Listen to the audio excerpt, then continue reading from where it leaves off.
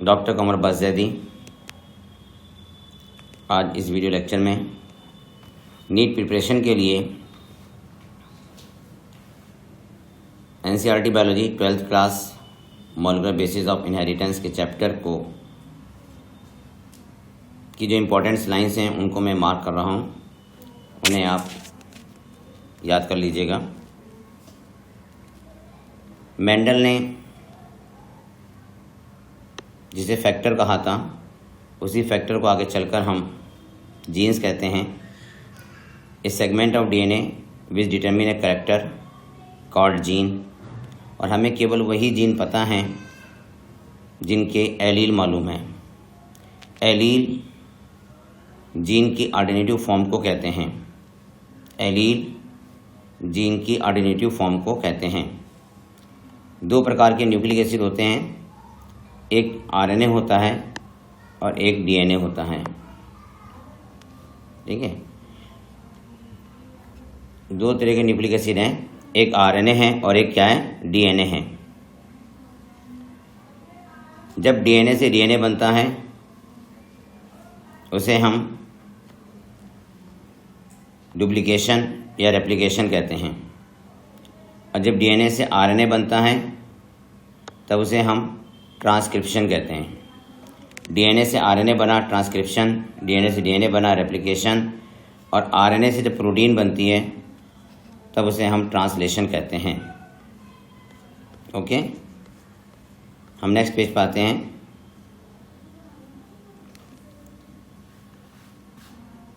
मान लो आरएनए से अगर डीएनए बनना है, जैसे रेट्रोवायरस में आरएनए से डीएनए बनता है, तब उसे हम रिवर्स ट्रांसक्रिप्शन कहते हैं।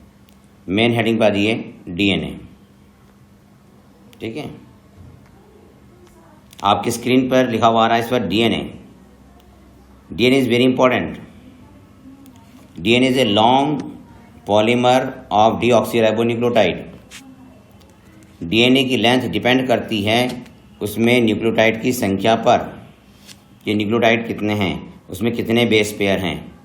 बैक्टीरियोफेज 5×174 में 5386 न्यूक्लियोटाइड है।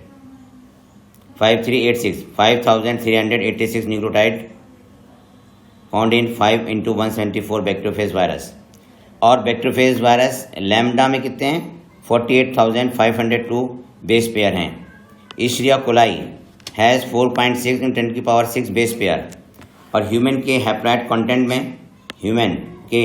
कंटेंट में मतलब आप में 3.3 × 10⁹ बेस पेयर है। नेक्स्ट टॉपिक पर ये स्ट्रक्चर ऑफ पॉलीन्यूक्लियोटाइड चेन आपकी स्क्रीन पर सामने है। न्यूक्लियोटाइड में 3 कंपोनेंट होते हैं, nitrogenous base, pentose sugar, RNA case में राइबोज और डीएनए केस में डीऑक्सीराइबोज, और फास्फेट ग्रुप होता है। 2 नाइट्रोजनस बेस भी हैं, प्यूरिन में एडेनिन और ग्वाइनिन है। एडेनिन को ए से, ग्वाइनिन को जी से, और पायरिमिडीन में साइटोसिन, यूरेसिल और थाइमीन है। पायरिमिडीन में 3 हैं, साइटोसिन, यूरेसिल, थाइमीन। साइटोसिन को सी से, यूरेसिल को यू से और थाइमीन को टी से। ओके, साइटोसिन तो डीएनए आरएनए दोनों में पाया जाता है, लेकिन थाइमीन डीएनए में है और यूरेसिल आरएनए में है। Nitrogenous base is linked to the hydroxyl group of first carbon pentose sugar through a N-glycosidic bond या linkage। इसको अंडरलाइन कर लें, ये पॉइंट बहुत इंपॉर्टेंट है कि नाइट्रोजनस बेस पेंटोज शुगर से फर्स्ट कार्बन पर N ग्लाइकोसिडिक बॉन्ड से जुड़ा होता है, जो कि राइट एंगल पर होता है, 90 डिग्री पर होता है। फास्फोरेस्टर बॉन्ड भी डीएनए के मॉलिक्यूल में मिलता है। फास्फोरेस्टर बॉन्ड 2 न्यूक्लियोटाइड के बीच में बनता है। ठीक है, इसमें एक न्यूक्लियोटाइड का 5th कार्बन और दूसरे न्यूक्लियोटाइड का 3rd कार्बन के बीच में फास्फोरेस्टर बॉन्ड बन जाता है। ओके, तो 2 न्यूक्लियोटाइड आपस में 3'-5' फास्फोरेस्टर बॉन्ड से जुड़कर डाई न्यूक्लियोटाइड बनाते हैं। डाई न्यूक्लियोटाइड बनाते हैं। ओके, नीचे डायग्राम दे रखा है, उसमें आपको ये फास्फोरेस्टर बॉन्ड दिखाई दे रहा है, मैंने मार्क कर दिया। इसमें नाइट्रोजन बेस प्यूरिन और पायरिमिडीन नज़र आ रहे हैं। पायरिमिडीन में साइटोसिन है और थायमीन है। इसमें केवल एक रिंग होती है, इसमें केवल एक रिंग होती है और नाइट्रोजन पोजीशन इसमें 1 और 3 पर होती है। मैंने डायग्राम में दिखाया है 1 और 3 पे देखिए नाइट्रोजन पोजीशन है। ये जो डायग्राम मैंने बनाया इस वक्त ये है पायरिमिडीन का। पायरिमिडीन में कौन आते हैं? साइटोसिन आता है और थायमीन आता है। प्यूरिन्स, देखिए प्यूरिन्स में 2 रिंग होती हैं, एक रिंग होती है बेंजीन रिंग और एक होती है इमीडिएजॉल रिंग। जिसको मैं मार्क कर रहा हूँ ये बेंजीन रिंग है और ये दूसरी रिंग जिसको मैं मार्क कर रहा हूँ अब ये इमीडिएजॉल रिंग है। ठीक है, नाइट्रोजन पोजीशन 1, 3, 7, 9 पर होती है और इमीडिएजॉल रिंग बेंजीन रिंग से 4th और 5th कार्बन पर अटैच होती है। ये प्यूरिन हो गया, प्यूरिन में आता है एडेनिन और ग्वाइनिन। ओके, ये डायग्राम जो मैंने बनाया ये प्यूरिन का है और ये वाला डायग्राम जिसको मैं मार्क कर रहा हूँ इस वक्त वो पायरिमिडीन का है। ओके, तो प्यूरिन में 2 रिंग है ना, एक रिंग कौन सी है? बेंजीन की है, दूसरी रिंग कौन सी है? इमीडिएजॉल रिंग है। ओके, नेक्स्ट पेज पर आइए आप।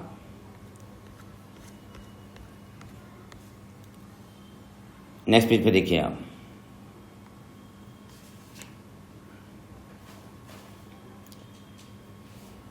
in RNA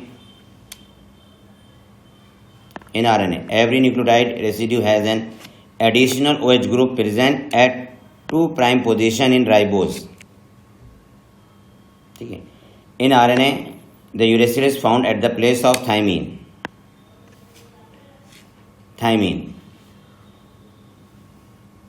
ठीक है, ओके। 5-methyl uracil another chemical name for thymine। Thymine का दूसरा नाम क्या है? 5-methyl uracil। फिर सुनिए, देखिए in RNA the uracil is found at the place of thymine. Thymine का अनदर केमिकल नेम क्या है? 5-methyl uracil। इसको मार्क कर लीजिए। RNA में एडिशनल OH ग्रुप है और यूरेसिल है, इसलिए RNA DNA के कंपेरिजन में अनस्टेबल होता है, लेबाइल होता है। DNA more stable in comparison to the RNA। Miescher ने न्यूक्लियस में DNA को ऑब्जर्व किया था, इसका नाम रखा था उन्होंने न्यूक्लिन। DNA एसिडिक होता है, DNA को फर्स्ट टाइम आइडेंटिफाई किया था मिशर ने और उसका नाम रखा था nuclein. The term DNA proposed by Zacharias. DNA linear भी होता है, DNA सर्कुलर भी होता है। Circular DNA found in prokaryotes and mitochondrial chloroplast और लीनियर DNA सभी यूकारियोटिक सेल के न्यूक्लियस में मिलता है। ओके, नेक्स्ट पॉइंट देखिए आप। वाटसन क्रिक ने 1953 में एक्सरे डिफ्रैक्शन मेथड के द्वारा DNA की स्टडी करी थी। ठीक है, वाटसन क्रिक की स्टडी विल्किंस और फ्रैंकलिन की स्टडी पर बेस्ड थी। ठीक है, वाटसन क्रिक ने DNA की स्टडी करी थी, DNA की स्टडी की थी। अरविंद शेरगाफ ने इक्विवेलेंस का रूल दिया था। इनके अकॉर्डिंग ये है कि DNA में purine is equal to pyrimidine, adenine thymine के इक्वल होता है और साइटोसिन ग्वाइनिन के इक्वल होता है। ठीक है, according to equivalence rule base ratio species specific होता है। किसी भी DNA में प्यूरिन पायरिमिडीन का रेशियो 1:1 होता है। DNA को डिटेल में आप मेरे वीडियो लेक्चर में सुनेंगे अलग से। यहाँ सिर्फ मैं इंपॉर्टेंट लाइन को अंडरलाइन कर रहा हूँ, जो इंपॉर्टेंट लाइन्स हैं उनको सिर्फ अंडरलाइन कर रहा हूँ। ठीक है, अगर डिटेल में पढ़ना है तो मेरे वीडियो लेक्चर में आप पढ़िएगा इसको। DNA के साइलेंट फीचर वाटसन क्रिक के अकॉर्डिंग आपकी स्क्रीन पर है सामने।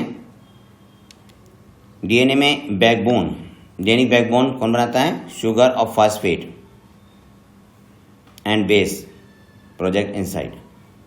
ठीक है, backbone is constituted by the sugar, phosphate and base project inside. DNA के दोनों चेन एंटी पैरेलल हैं। डीएनए की चेन को हम हेलिक्स कहते हैं। ठीक है, इनमें एंटी पैरेलल पोलैरिटी है। डीएनए के दोनों हेलिक्स या दोनों स्ट्रैंड आपस में हाइड्रोजन बॉन्ड के द्वारा जुड़े होते हैं। एडेनिन और थाइमिन के बीच में ट्रिपल हाइड्रोजन बॉन्ड है। ग्वाइनिन और साइटोसिन, एडेनिन और थाइमिन के बीच में डबल हाइड्रोजन बॉन्ड है। देखिए, ए और टी के बीच में डबल हाइड्रोजन बॉन्ड, सी और जी के बीच में ट्रिपल हाइड्रोजन बॉन्ड है। ठीक है, ओके। आप तो मुझसे भी तेज अंडरलाइन कर रहे हैं, वेरी गुड। मुझे लगता है सिलेक्शन आपका हो गया। नेक्स्ट पॉइंट पर आइए। बी डीएनए राइट हैंडेड होता है। Pitch of the helix 3.4 nanometre. Bracket में देखिए, a nanometre is 1 billionth of a metre, that is 10⁻⁹ okay. Next page पर जाइए आप। नेक्स्ट पेज पे देखिए डीएनए का डायग्राम है। सबसे पहले हम थोड़ा सा डीएनए के डायग्राम को डिस्कस करते हैं। आपकी स्क्रीन पर डीएनए का डायग्राम है। इसमें 2 हेलिक्स हैं। हेलिक्स की ग्रोथ होती है 5 प्राइम टू 3 प्राइम, दोनों एंटी पैरेलल हैं। सी और जी के बीच में ट्रिपल हाइड्रोजन बॉन्ड है। ए और टी के बीच में डबल हाइड्रोजन बॉन्ड है। आप ध्यान से देखिए तो प्यूरिन पैरामिडीन के साथ हाइड्रोजन बॉन्ड से जुड़ा हुआ है और पैरामिडीन प्यूरिन से हाइड्रोजन बॉन्ड द्वारा जुड़ा हुआ है। ठीक है, नेक्स्ट पॉइंट पर जाइए। साइड में डीएनए का डायग्राम दे रखा है। उसमें आपको बेस पेयर दिखाएं कि एडेनिन थाइमिन से जुड़ रहा है और साइटोसिन ग्वाइनिन से जुड़ रहा है। ओके, डीएनए के एक टर्न की लंबाई 34 एंगस्ट्रॉम होती है और एक टर्न में, सिंगल टर्न में 10 बेस पेयर होते हैं। तो इंटर न्यूक्लियोटाइड डिस्टेंस 3.4 एंगस्ट्रॉम का होता है। बेस रोटेशन 36 डिग्री है, नोट करें ना, base rotation 36 degree, inter nucleotide distance 3.4 angstrom, A length of single turn 34 angstrom. Okay, NCERT में देखिए, distance between A base pair in A helix is approx 0.34 nm, 0.34 nm। Hydrogen bond DNA के helical structure को stability provide करते हैं। Okay, बिल्कुल last में आ जाइए। Flow of genetic information is called central dogma. Flow of genetic information is called central dogma. देखिए, DNA से ट्रांसक्रिप्शन द्वारा मैसेंजर आरएनए बना। मैसेंजर आरएनए आ जाता है साइटोप्लाज्म में और साइटोप्लाज्म में पहुंचकर ये ट्रांसलेशन द्वारा प्रोटीन बनाता है। डीएनए से डीएनए बनता है तो उसे हम क्या कहते हैं? रेप्लिकेशन कहते हैं या डुप्लीकेशन कहते हैं। गुड, सेंट्रल डोग्मा को तो मार्क कर लीजिएगा आप। ठीक है, नेक्स्ट पेज पर हम आते हैं। तो इसमें पहली लाइन देखिए कि कुछ वायरस में आरएनए से डीएनए बनता है। जिन वायरस में आरएनए से डीएनए बनता है उनको हम रिट्रोवायरस कहते हैं। रिट्रोवायरस जैसे HIV, TMV, उनमें आरएनए से डीएनए बनता है और रिवर्स ट्रांसक्रिप्शन कहलाता है। पैकेजिंग ऑफ डीएनए हेलिक्स है ना। Distance between the 2 base pair कितना है? 0.34 nm। अभी पीछे आपने मार्क किया है इसको मीटर में जब चेंज करेंगे तो 0.34 × 10⁹ ठीक है। Length of DNA double helix in a typical mammalian cell is calculated simply by multiplying the total number of base pair with distance between 2 base pair. तो वही इन्होंने दिखाया कि 6.6 × 10⁹ base pair into 0.34 × 10⁹ m base pair. ठीक है, तो कितना आता है? 2.2 मीटर। तो ह्यूमन डीएनए 2.2 मीटर है। ह्यूमन डीएनए की लेंथ 2.2 मीटर है। Okay, dimension of nucleus. Nucleus का डायमेंशन कितना है? 10⁻⁻⁶ मीटर। ओके, एक क्वेश्चन दिया है, ये क्वेश्चन आप सॉल्व करके मुझे बताएंगे। If the length of E coli DNA is 1.36 mm, can you calculate the number of base pair in E coli? Good, आप कैलकुलेट कर लेंगे। मैं देख रहा हूँ आपने तो आंसर निकाल भी लिया, वेरी गुड। नेक्स्ट देखिए आप, न्यूक्लियोसोम है ना, ये स्ट्रक्चर न्यूक्लियोसोम का दिया है। डीएनए पर नेगेटिव चार्ज होता है और हिस्टोन प्रोटीन पर पॉजिटिव चार्ज होता है, इसलिए डीएनए हिस्टोन के चारों तरफ लिपट जाता है और 2/3/4 कॉइल बनाता है। दो ऑक्टामर के बीच के डीएनए को हम लिंकर डीएनए कहते हैं और लिंकर डीएनए पर H1 हिस्टोन प्रोटीन होती है। हिस्टोन ऑक्टामर में H2A, H2A, H2B, H3, H4 pair में होते हैं, तभी तो ऑक्टामर बनेगा ना। जब पेयर में होंगे तो क्या हो जाएगा, ऑक्टामर। हिस्टोन में आर्जिनिन और लाइसिन अमीनो एसिड होते हैं। इस डीएनए पैकेजिंग के न्यूक्लियोसोम के नाम आप याद कर लीजिएगा। नेक्स्ट हम आते हैं इन प्रोकार्योट इक्वलाई दो they do not have a defined nucleus, इसमें कोई इंपॉर्टेंट पॉइंट नहीं है। प्रोकार्योट में जेनेटिक मटेरियल डीएनए को हम क्या कहते हैं, न्यूक्लियोटाइड कहते हैं, ठीक है। मतलब प्रोकार्योट्स में DNA is held with some protein. देखो डीएनए नेगेटिव चार्ज हो गया, is held with some protein positive charge है, इन दोनों को मिला के कहते हैं हम न्यूक्लियोटाइड कहते हैं, ठीक है। यूकार्योट में जाइए, यूकार्योट में डीएनए के साथ बेसिक प्रोटीन होती हैं जिसको हम हिस्टोन कहते हैं। नेक्स्ट टॉपिक पर जाइए, हिस्टोन आर रिच। आप बहुत तेज हैं, मुझसे पहले ही लाइन खींच देते हैं। Histone are rich in the basic amino acid lysine and arginine. Lysine and arginine दोनों अमीनो एसिड पॉजिटिव चार्ज हैं। Histone protein are organized to form a unit of 8 molecules called histone octamer. Okay, DNA negatively charge होता है और nucleosome के चारों, वो histone octamer के चारों तरफ ये लिपट जाता है और इस कंप्लीट स्ट्रक्चर को न्यूक्लियोसोम कहते हैं। न्यूक्लियोसोम में जो डीएनए का हेलिक्स है उसमें 200 बेस पेयर हैं। Nucleosome constitute the repeating unit of structure in nucleus called chromatin, ठीक है। क्रोमेटिन को हम बीड्स ऑन स्ट्रिंग भी कहते हैं, बीड ऑन स्ट्रिंग, ये हमें इलेक्ट्रॉन माइक्रोस्कोप से दिखाई देता है। ओके, ये जिस वक्त स्क्रीन पे आपके है इसमें बिल्कुल लास्ट लाइन पे नजर डालिए आप। The packaging of chromatin is at higher level.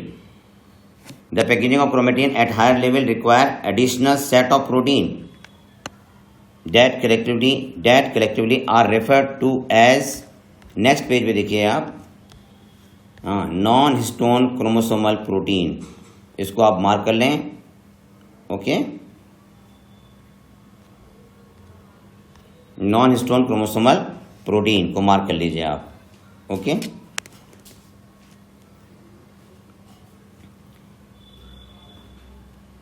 Nucleus में कुछ प्लेस पर क्रोमेटिन लूजली पैक्ड होता है, लाइट स्टेन लेता है और इस क्रोमेटिन को यूक्रोमेटिन कहते हैं। यूक्रोमेटिन जेनेटिकली एक्टिव होता है, ट्रांसक्रिप्शनली ये एक्टिव है, जबकि हेट्रोक्रोमेटिन ट्रांसक्रिप्शनली इनएक्टिव होता है। हेट्रोक्रोमेटिन डार्क स्टेन लेता है, हेट्रोक्रोमेटिन क्या लेता है, डार्क स्टेन लेता है। Next,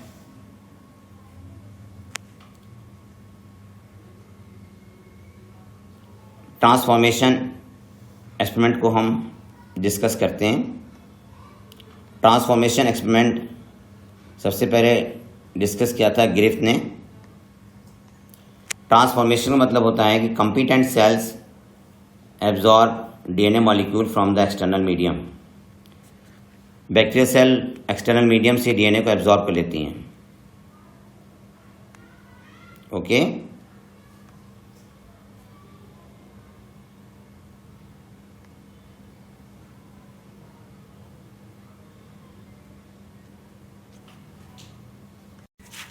non histone complex protein, ठीक है, एडिशनल प्रोटीन के रूप में डीएनए पैकेजिंग में रहती है, ठीक है, non histone chromosomal protein NHC, mark कर लीजिए।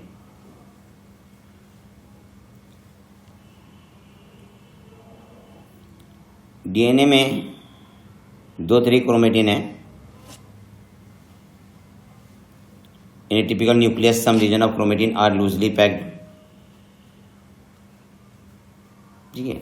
वो क्रोमेटिन जो कि लाइट स्टेन लेता है उसको यूक्रोमेटिन कहते हैं। ये ट्रांसक्रिप्शनली एक्टिव होता है, यूक्रोमेटिन ट्रांसक्रिप्शनली एक्टिव होता है। और वो क्रोमेटिन जो डेंस है, डार्क स्टेन ले रहा है, वो ट्रांसक्रिप्शनली इनएक्टिव होता है, ठीक है, मैंने मार्क कर दिया है। तो डार्क स्टेन क्रोमेटिन को हेट्रोक्रोमेटिन कहते हैं, डार्क स्टेन क्रोमेटिन को हेट्रोक्रोमेटिन कहते हैं। ये ट्रांसक्रिप्शनली इनएक्टिव होता है। नेक्स्ट पैराग्राफ आ जाइए आप।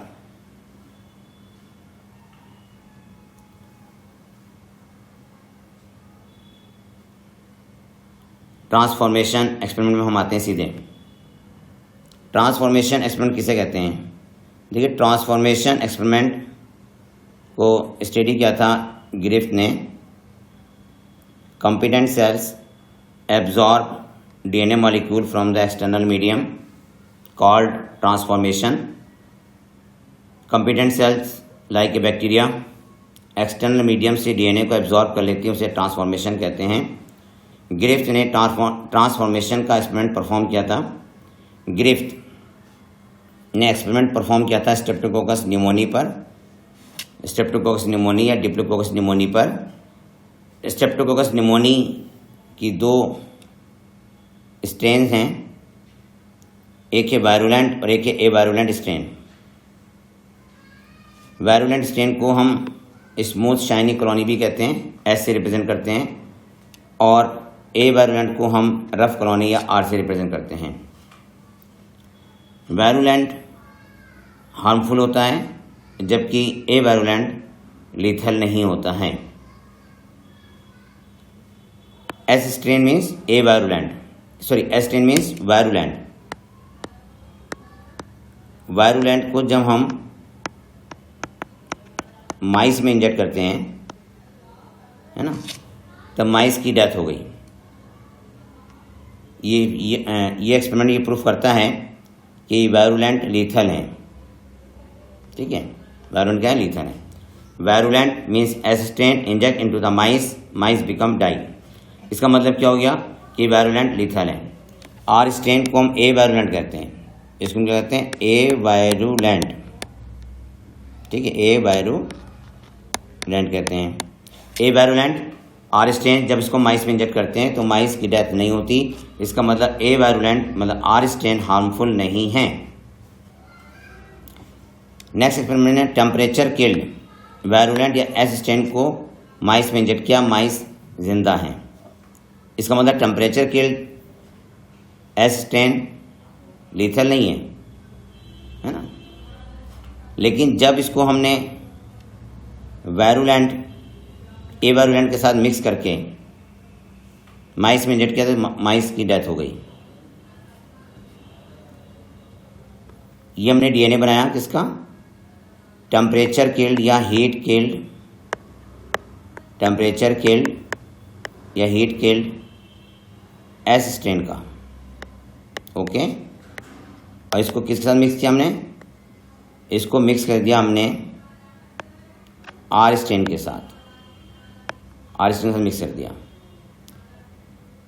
ठीक है। टेम्परेचर किल्ड एस स्ट्रेन के डीएनए को मिक्स किया हमने आर स्ट्रेन के बैक्टीरिया के साथ, मतलब ए वायरुलेंट स्ट्रेप्टोकोकस न्यूमोनी बैक्टीरिया के साथ। तब ये डीएनए इस ए वायरुलेंट के अंदर ट्रांसफर हो गया। अब जो नए बैक्टीरियोफेज वायरस, नए बैक्टीरियल सेल बनी, वो बनी कौन सी? एस स्ट्रेन की, मीन्स वायरुलेंट बनी, ठीक है। ये नए स्ट्रेन की बनी वायरुलेंट, जिससे माइस की क्या हो गई? डेथ हो गई। फिर समझिए आप, पहला एक्सपेरिमेंट ये था कि वायरुलेंट को माइस में इंजेक्ट किया, माइस की डेथ हो गई। ये कंफर्म करता है कि वायरुलेंट लीथल है, वायरुलेंट को एस से रिप्रेजेंट करते हैं। दूसरा एक्सपेरिमेंट ये है कि ए वायरुलेंट को हमने माइस में इंजेक्ट किया, माइस की डेथ नहीं हुई, इसका मतलब ए वायरुलेंट नॉन लीथल है और ए वायरुलेंट को आर से रिप्रेजेंट करते हैं। तीसरा एक्सपेरिमेंट में ये क्या कि वायरुलेंट को टेम्परेचर के द्वारा किल करके माइस में इंजेक्ट किया, माइस लाइव रही, इसका मतलब ये भी लीथल नहीं है। फोर्थ एक्सपेरिमेंट में हमने ये किया कि टेम्परेचर किल्ड एस स्ट्रेन को या टेम्परेचर किल्ड वायरुलेंट स्ट्रेन के डीएनए को और ए वायरुलेंट बैक्टीरिया को मिक्स कर दिया।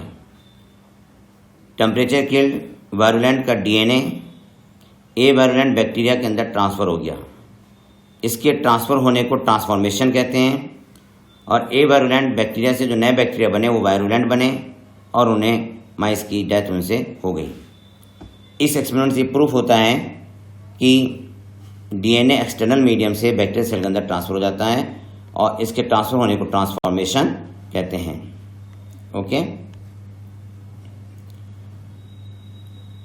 नेक्स्ट है biochemical characterization of transforming principal.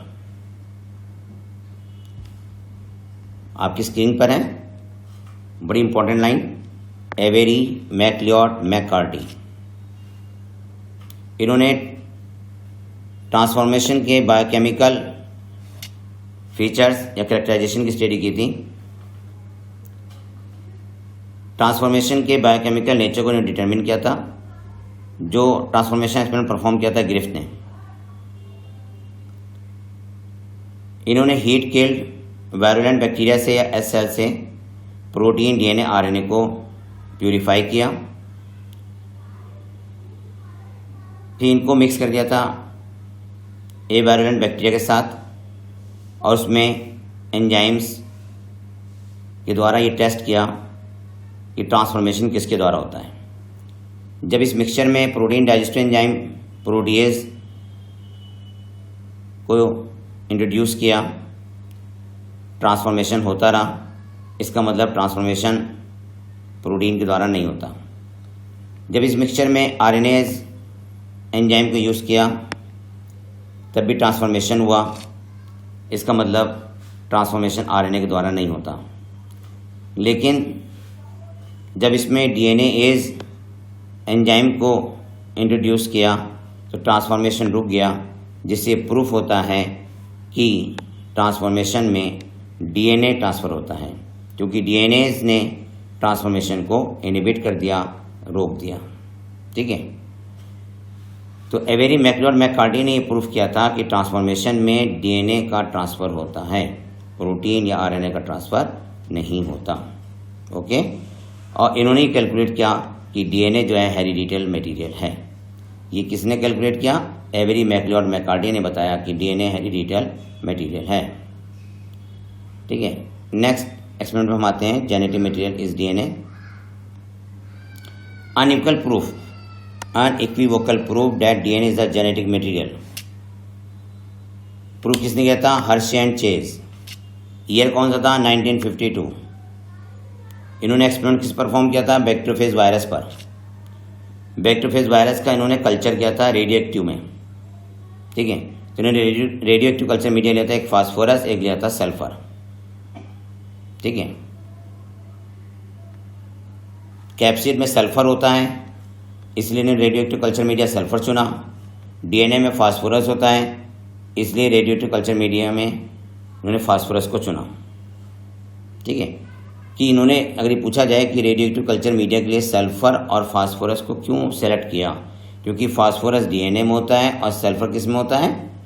Capsid में होता है। इसलिए इन्होंने रेडियो एक्टिव सल्फर 35 और रेडियो एक्टिव फास्फोरस P32 को सेलेक्ट किया। इनके एक्सपेरिमेंट को, हर्शी एंड चेज के एक्सपेरिमेंट को, है ना, ब्लेंडिंग एक्सपेरिमेंट भी कहते हैं। ब्लेंडिंग एक्सपेरिमेंट भी कहते हैं। इसमें 3 स्टेप हैं, इन्फेक्शन, ब्लेंडिंग और सेंट्रीफ्यूगेशन। बैक्टीरियोफेज वायरस स्क्रीन पर आपके सामने दिखाई दे रहा है आपको। ठीक है, पहला वाला जो बैक्टीरियोफेज वायरस है उसका कैप्सिड लेबल्ड है 35S से, और जो दूसरा बैक्टीरियोफेज वायरस है उसका डीएनए 32P से लेबल्ड है। पहली स्टेज है इन्फेक्शन। बैक्टीरियोफेज वायरस ने अपना डीएनए ई कोलाई में ट्रांसफ़र कर दिया। बैक्टीरिया का नाम क्या है? ई कोलाई, उसमें ट्रांसफ़र कर दिया। ये इन्फेक्शन हुआ, डीएनए ई कोलाई के अंदर चला गया और ई कोलाई के अंदर जाने के बाद डीएनए ने रेप्लिकेशन किया। ये हुआ ब्लेंडिंग। थर्ड स्टेप में क्या है? सेंट्रीफ्यूगेशन। सेंट्रीफ्यूगेशन में हर्षे एंड चेज़ ने ऑब्जर्व किया पहले वाले एक्सपेरिमेंट में कि ई कोलाई के अंदर नए डीएनए बन गए जिनसे नए बैक्टीरियोफेज वायरस बनेंगे, लेकिन एक्सटर्नल मीडियम में कोई भी रेडियोएक्टिव सेल डिटेक्ट नहीं हुई। कोई भी रेडियोएक्टिव सेल डिटेक्ट नहीं हुई। इसका मतलब ये है कि एक्सटर्नल मीडियम में बैक्टीरियोफेज वायरस नहीं बने। जो पुराना बैक्टीरियोफेज वायरस का कैप्सिड था बस वही डिटेक्ट हुआ, जिसमें 35S सल्फर था। चूंकि ई कोलाई के बाहर कोई भी नया बैक्टीरियोफेज वायरस नहीं बना, it means capsid genetic material नहीं है। राइट साइड पर दिए P32 में ई कोलाई के अंदर नए डीएनए बन रहे हैं, उससे जो नया बैक्टीरियोफेज वायरस बनेगा उसका डीएनए भी 32P से लेबल्ड होगा। तो देखिए radioactive 32P detected in cell, तो बैक्टीरियोफेज वायरस में है ना 32P डीएनए में डिटेक्ट हुआ, लेकिन एक्सटर्नल मीडियम में जो कैप्सिड था उसमें कोई भी रेडियोएक्टिव डिटेक्ट नहीं हुआ। ओके, इस एक्सपेरिमेंट से प्रूफ होता है कि DNA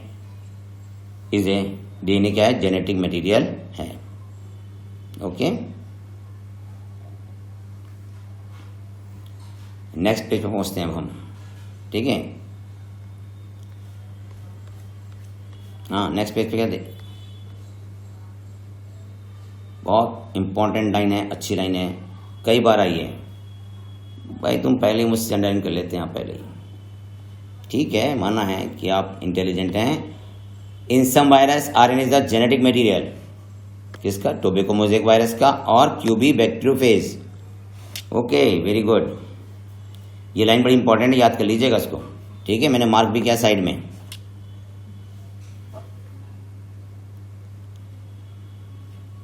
genetic material must fulfil the following criteria. Number 1 replication. Number 1 क्या है? रेप्लिकेशन। नंबर 2 क्या है? Stable chemically and structurally. तीसरा क्या है? म्यूटेशन एसेंशियल है, क्योंकि म्यूटेशन रॉ मटेरियल है इवोल्यूशन का, है ना। क्रॉसिंग ओवर भी तो रॉ मटेरियल होता है इवोल्यूशन का। और मेंडेलियन कैरेक्टर्स को एक्सप्रेस करता हो, मेंडेलियन कैरेक्टर को एक्सप्रेस करता हो। नेक्स्ट पैराग्राफ में आ जाइए आप।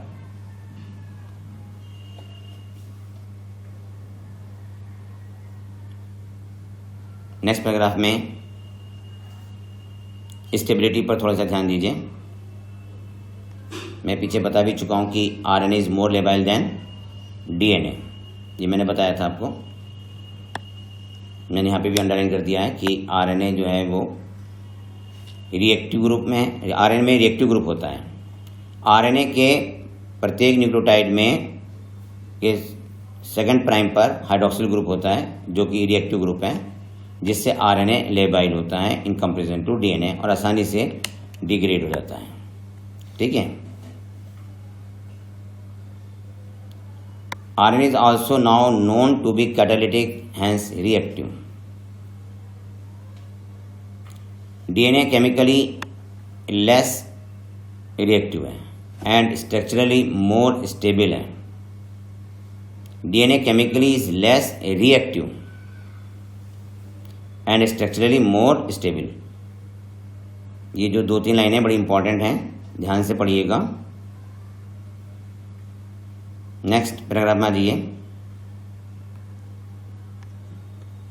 यस, अब आपकी स्क्रीन पे देखिए।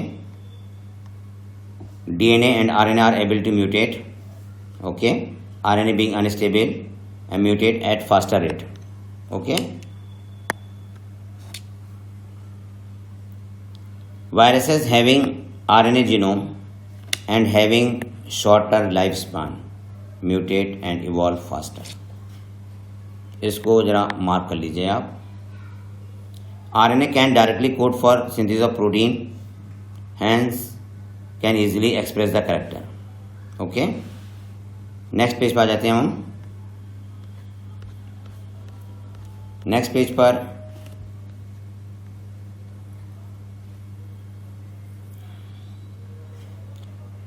पहले लाइन में लिखा है कि डीएनए इज मोर स्टेबल और जेनेटिक इन्फॉर्मेशन को डीएनए स्टोर करता है।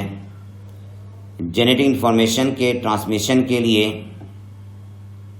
बेटर कौन है? For the transmission of genetic information RNA is better, RNA is better. और जेनेटिक इन्फॉर्मेशन के स्टोरेज के लिए बेटर कौन है?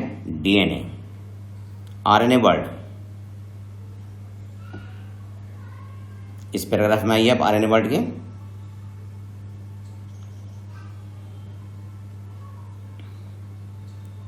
इस पैराग्राफ में कोई खास इंपॉर्टेंट पॉइंट नहीं है,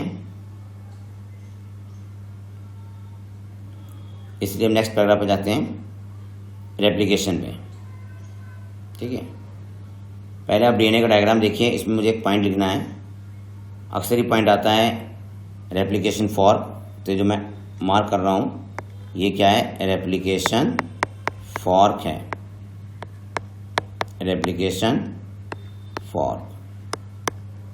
ठीक है, ओके। डीएनए में आप देख रहे हैं जी के सामने सी और ए के सामने क्या है? टी है। वापस हम रेप्लिकेशन के टॉपिक पर आते हैं। डीएनए के रेप्लिकेशन का डिटेल मेरे वीडियो लेक्चर में आप पढ़िएगा, यहाँ से मैं अंडरलाइन कर रहा हूँ। डीएनए का duplication semi conservative, bidirectional, discontinuous है।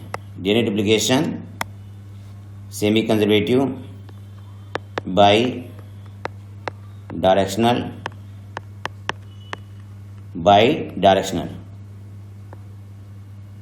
ठीक है, DNA duplication is bidirectional. ठीक है, and discontinuous semi conservative process. ठीक है, डिसकंटिन्यूअस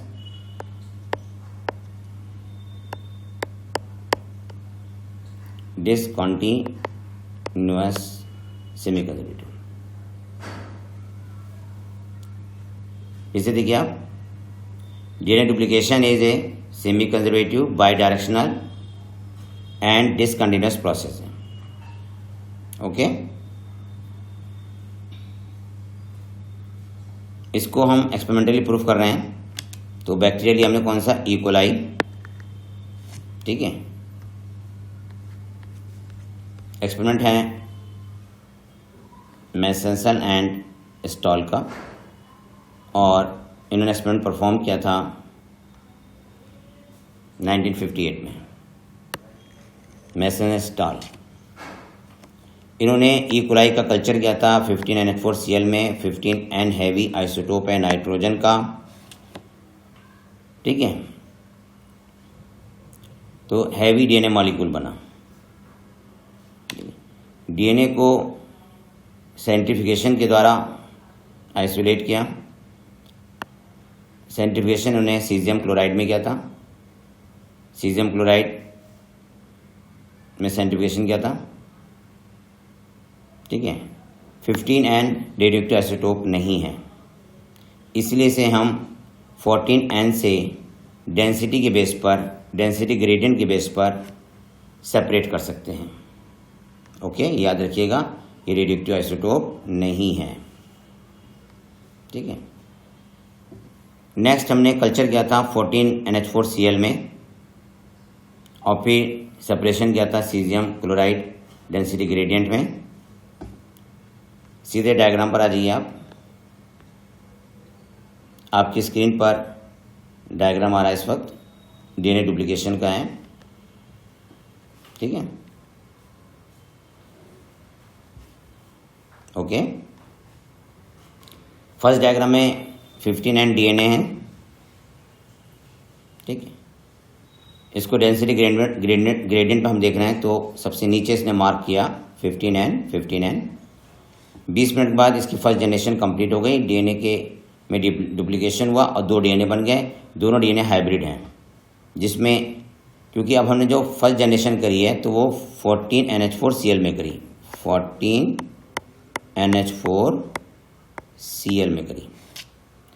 तो एक डीएनए में तो 15N है, दूसरे डीएनए में 14N है, तो हाइब्रिड डीएनए बना। डेंसिटी ग्रेडियंट में इसका मार्क आ रहा है 15N से थोड़ा सा ऊपर, जो कि हाइब्रिड को शो कर रहा है, क्योंकि ये 14N और 15N के बीच में मैं मार्क कर रहा हूँ। देखिए ये 15N का मार्क है और ये 14N का मार्क है। मतलब अगर 14N होता तो यहाँ पर होता और 15N होता तो यहाँ पर होता, ये दोनों के बीच में है, तो इसका मतलब हाइब्रिड है। नेक्स्ट 20 मिनट में फिर एक साइकिल हो गई और 4 डीएनए बने। इस 4 डीएनए में 2 हाइब्रिड हैं और 2 होमो हैं, नॉन हाइब्रिड हैं। नॉन हाइब्रिड में 14N है और हाइब्रिड में 14N और 15N है। तो अब डेंसिटी ग्रेडियंट में देखें इनके मार्क, एक तो हाइब्रिड की जगह पर आया है और एक 14N की जगह पर आया है। इससे प्रूफ हो रहा है कि DNA duplication semi conservative process है। DNA duplication semi conservative process है और ये हमने किससे प्रूफ किया है? सेंट्रीफ्यूगेशन मेथड के द्वारा। ठीक है। ई कोलाई में डीएनए डुप्लीकेशन 20 मिनट्स में हो जाता है। 40 मिनट्स में 2 बार डीएनए डुप्लीकेशन हो गया, मतलब 2 जनरेशन बन गई। ठीक है। नेक्स्ट पेज पर आइए। नेक्स्ट पेज पे देखिए आप, if E coli was allowed to grow for 80 minutes, अगर 80 मिनट ये ग्रो करता है तो कितनी साइकिल हो गई? हर 20 मिनट में एक साइकिल हो रही है ना। तो पहली साइकिल में 2 पे 4 बने, फिर 8, फिर 16। उस 16 में 2 कैसे होंगे? हाइब्रिड होंगे। तो 14 नॉन हाइब्रिड और 2 हाइब्रिड। ठीक है। 14 कैसे नॉन हाइब्रिड है और 2 कैसे हाइब्रिड है। नेक्स्ट एक्सपेरिमेंट देखिए आप, इसमें रेडियोएक्टिव थायमिडीन को यूज़ किया गया है और रेडियोएक्टिव थायमिडीन को इसलिए यूज़ किया गया है कि जो नया डीएनए बन रहा है उसको आसानी से डिटेक्ट किया जा सके। Newly synthesised DNA in the chromosome was performed on Vicia faba beans by Taylor and colleagues in 1958। ये एक्सपेरिमेंट प्रूफ करता है कि DNA in chromosome also replicate semi conservatively. DNA in chromosome also replicate semi conservatively. Okay, कि जो chromosome में DNA होता है वो भी सेमी कंजर्वेटिव रेप्लिकेट करता है।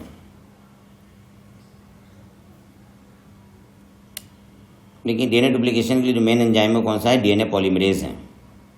डीएनए पॉलीमरेज 3rd नया डीएनए बनाता है, डीएनए पॉलीमरेज 2nd डीएनए को रिपेयर करता है, DNA polymerase 1st RNA primer को रिमूव करता है। तीनों पॉइंट्स आप नोट कर लीजिएगा। देखिए ई कोलाई में 4.6 × 10⁶ बेस पेयर हैं और ह्यूमन के डेप्लॉयड कंटेंट में 6.6 × 10⁹ बेस पेयर हैं। ठीक है। तो रेप्लिकेशन कंप्लीट प्रोसेस में 18 मिनट लगते हैं। तो एवरेज रेट जो है पॉलीमराइजेशन का कितना हो गया? 2000 बेस पेयर पर सेकेंड। 2000 बेस पेयर पर सेकेंड। ओके, नेक्स्ट पैराग्राफ आ जाइए।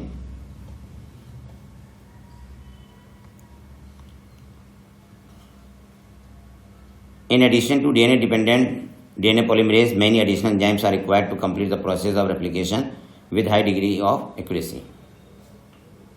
Replication fork मैं डायग्राम पीछे बता ही चुका हूँ आपको। DNA-dependent DNA polymerase catalyze polymerization only in one direction, that is 5' to 3'। ठीक है। देखिए डीएनए का 1 स्टैंड ये टेम्पलेट जिसकी पोलैरिटी 3' to 5' होती है, उस पर नया डीएनए बनता है 5' to 3' डायरेक्शन में, जो कि कंटिन्यूस बनता है, जिसे हम लीडिंग स्टैंड कहते हैं। क्या कहते हैं? उसे हम लीडिंग स्टैंड कहते हैं। ठीक है। और जो दूसरा डीएनए टेम्पलेट है जिसकी पोलैरिटी 5' to 3' है, उस पर डिसकंटिन्यूस डीएनए स्टैंड बनता है और डीएनए के छोटे छोटे जो फ्रेगमेंट्स बनते हैं उन्हें हम ओकाज़ाकी फ्रेगमेंट्स कहते हैं।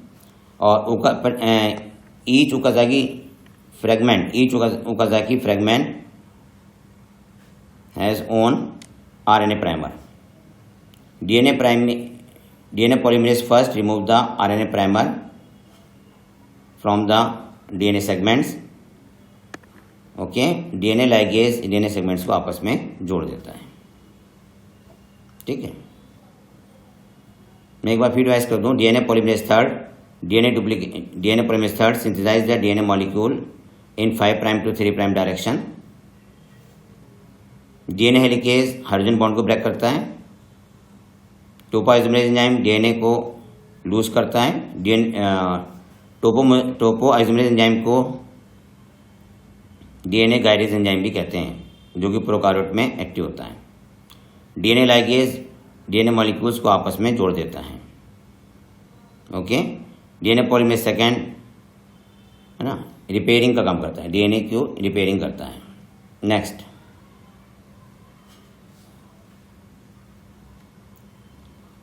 जिस पॉइंट से ई कोलाई के डीएनए में रेप्लिकेशन शुरू होता है उस पॉइंट को ओरिजिन ऑफ रेप्लिकेशन कहते हैं, या उसे कहते हैं ओरिसी। प्रोकार्योट डीएनए में डीएनए डुप्लीकेशन को एक्सप्लेन करने के लिए theta Cairns model explain the DNA duplication in prokaryotic cell like E coli. आपने सेल साइकिल में पढ़ा था कि डीएनए डुप्लीकेशन एस फेज में होता है। यूकार्योट्स में डीएनए डुप्लीकेशन सेल साइकिल की एस फेज में होता है। ओके, ट्रांसक्रिप्शन किसे कहते हैं? डीएनए से आरएनए का फॉर्मेशन कहलाता है ट्रांसक्रिप्शन। यहाँ पे एक डायग्राम आपको दिखाई दे रहा है, इस डायग्राम को मार्क कर लें। इस डायग्राम के नाम याद कर लीजिएगा। रेप्लिकेशन फॉर्क को मैंने RF से डिनोट किया है, इसको याद कर लीजिएगा, ठीक है।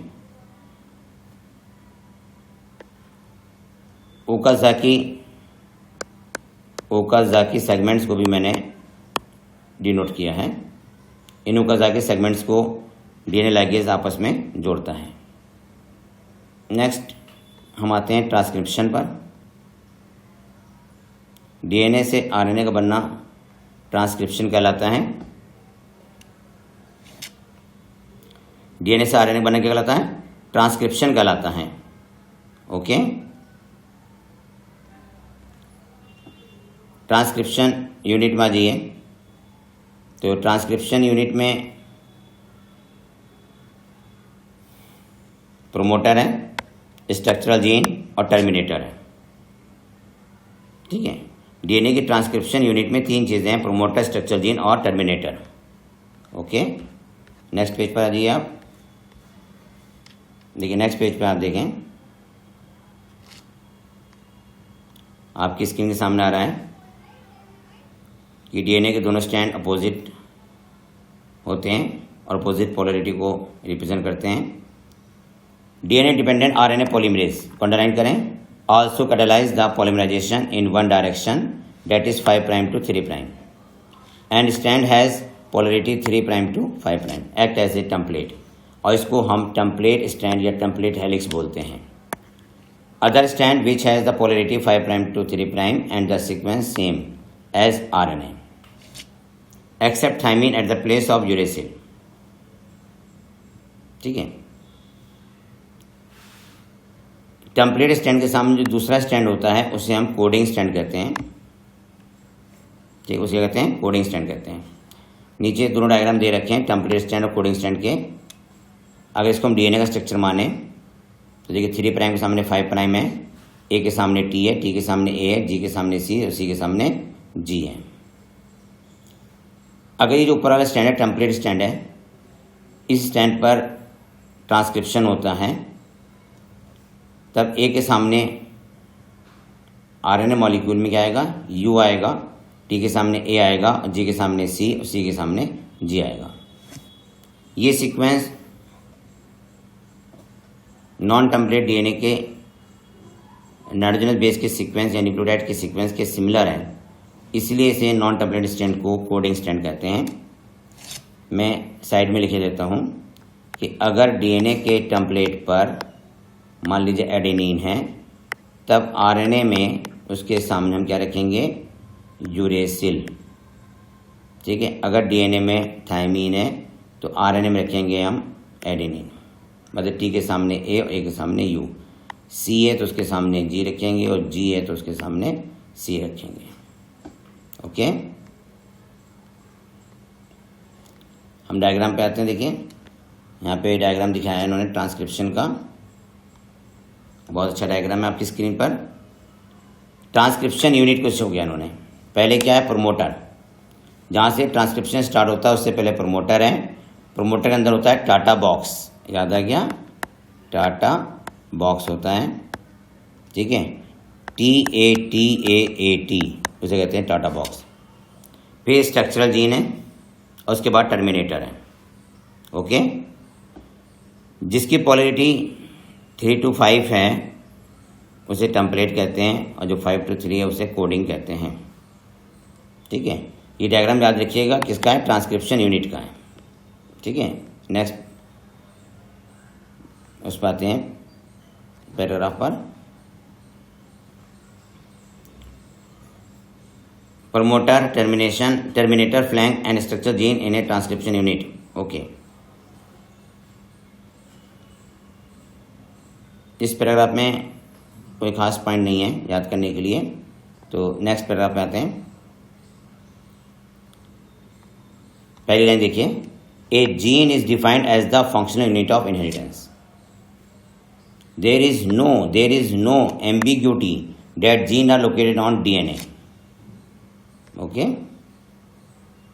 नेक्स्ट पेज पर आइए।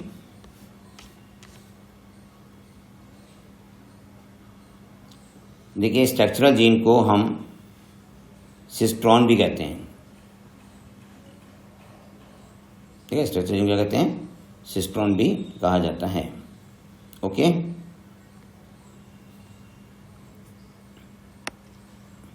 Structural gene is known as cistron. Cistron is segment coding for a polypeptide chain, okay. Structure gene को ट्रांसक्रिप्शन यूनिट में या तो मोनोसिस्टोनिक कहते हैं या पॉलीसिस्टोनिक कहते हैं। मोनोसिस्टोनिक यूकारियोट में होता है और पॉलीसिस्टोनिक जो होता है प्रोकारियोट में होता है। मोनोसिस्टोनिक है ना, मोनोसिस्टोनिक क्या होता है, मोनोसिस्टोनिक में केवल एक बार ट्रांसक्रिप्शन होता है और एक ही तरह का मैसेंजर बनता है। पॉलीसिस्टोनिक में क्या होता है कि कई बार ट्रांसक्रिप्शन सेम DNA पॉइंट पर होता है और कई तरह के RNA बन सकते हैं। तो बैक्टीरिया प्रोकार्योटिक में पॉलीसिस्टोनिक है, जबकि यूकारियोट में मोनोसिस्टोनिक है। Monocistronic structural gene have interrupted coding sequence. Monocistronic structural gene have interrupted coding sequences. जो कोडिंग सीक्वेंस होता है उसे एक्सॉन कहते हैं, और जो एक्सॉन को इंटरप्टेड करता है उसे हम इंट्रॉन कहते हैं। इंट्रॉन नॉन कोडिंग सीक्वेंस होते हैं। इंट्रॉन का निकल जाना बाहर स्प्लिट जीन कहलाता है, ओके।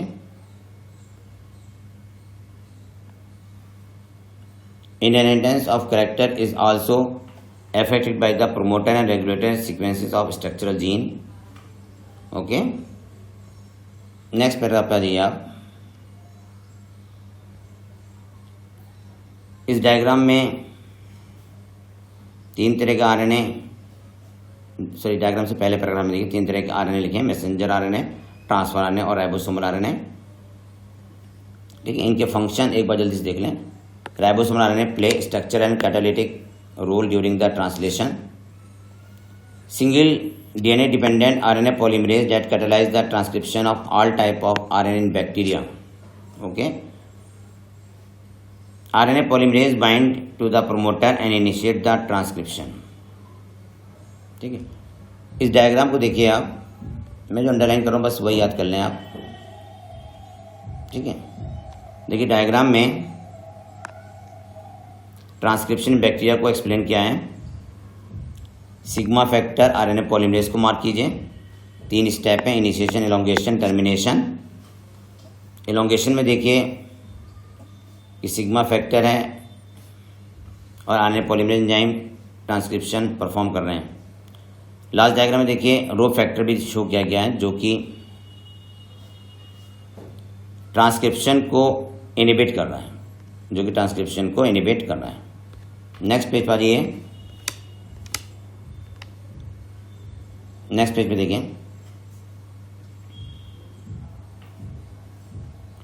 इनिशिएशन फैक्टर कौन सा है, सिग्मा है, और टर्मिनेशन फैक्टर कौन है, रो है।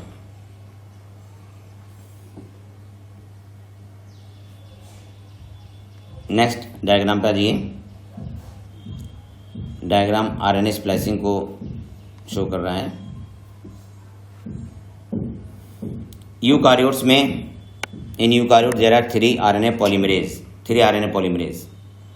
RNA polymerase transcribe the ribosomal RNA. Diagram साथ साथ दिखते रहिए। देखिए एक्सॉन भी है और इंट्रॉन भी है इसके अंदर, ठीक है। 5 प्राइम एंड पर कैपिंग होती है। कैपिंग में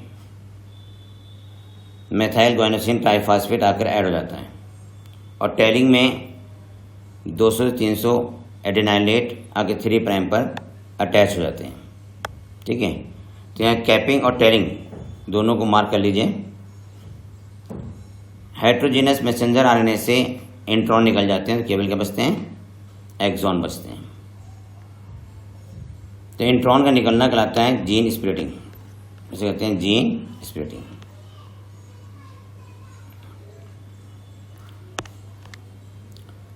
RNA polymerase first transcribe the ribosomal RNA 28S, 18S, 5.8S, whereas the RNA polymerase third is responsible for transcription of transfer RNA 5S ribosomal RNA and small nuclear RNA.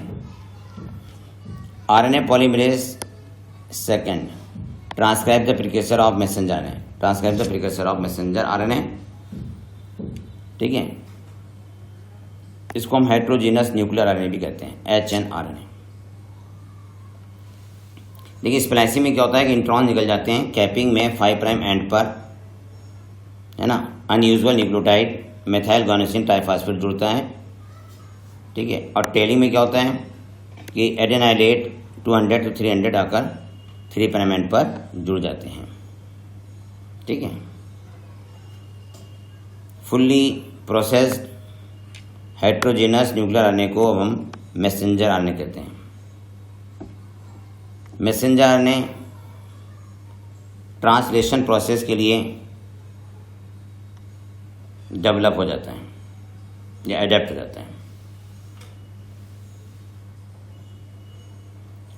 RNA splicing या intron का निकलना RNA word को proof करता है।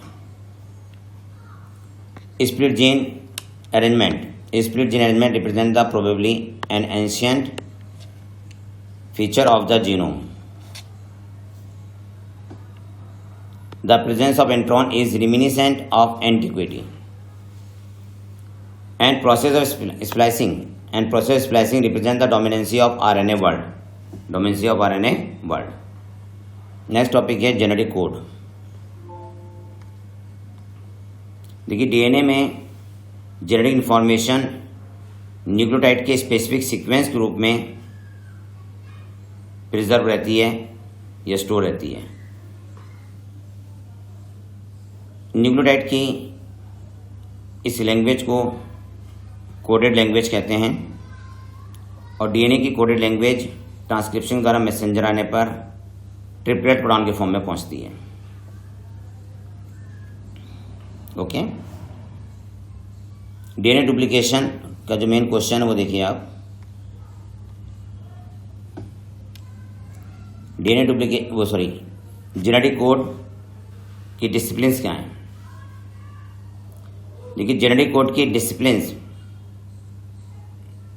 Please look.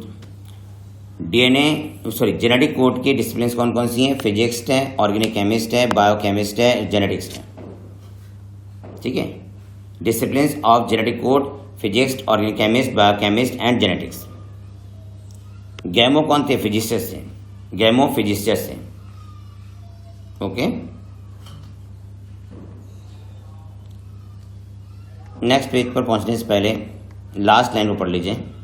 The chemical method develop by the Hargovind Khorana, chemical method develop by the Hargovind Khurana, okay.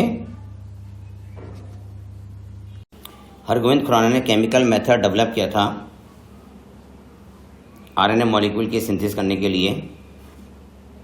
Hargovind Khorana develop chemical method to the synthesis of RNA molecule. Okay. हरगोविंद खुराना ने homopolymer और copolymer nitrogen base के combination से RNA molecule को synthesise किया था. Okay. Severo Ochoa enzyme polynucleotide phosphorylase was also helpful in polymerizing RNA. Question आता है सीविरो ओको एंजाइम का नाम क्या है? पॉलीन्यूक्लियोटाइड फॉस्फोराइलेज, जो आरएनए के पॉलीमराइजेशन के लिए है. ठीक है. जेनेटिक कोड के चेकर बोर्ड में आ जाइए. मैं मेन लाइन आपको अंडरलाइन करा देता हूं. इसमें यू याद कर लीजिएगा, फिनाइल एलेनिन. AUG methionine. GUG valine. UAU tyrosine. UAC tyrosine. UAA stop codon. UAG stop codon. UGU cysteine. UGC cysteine. UGA stop codon. UGG tryptophan. ये बहुत आता है UGG ट्रिप्टोफैन. केवल एक ही कोडॉन है ट्रिप्टोफैन अमीनो एसिड के लिए. ग्लाइसिन के लिए GGG, वैसे तो और भी हैं लेकिन GGG ज़्यादा आता है. आर्जिनिन के लिए कितने हैं? 6 कोडॉन होते हैं. देखिए 4 तो ये हो गए और 2 ही हो गए आर्जिनिन के लिए. ओके. सेरिन के लिए भी 6 कोडॉन होते हैं.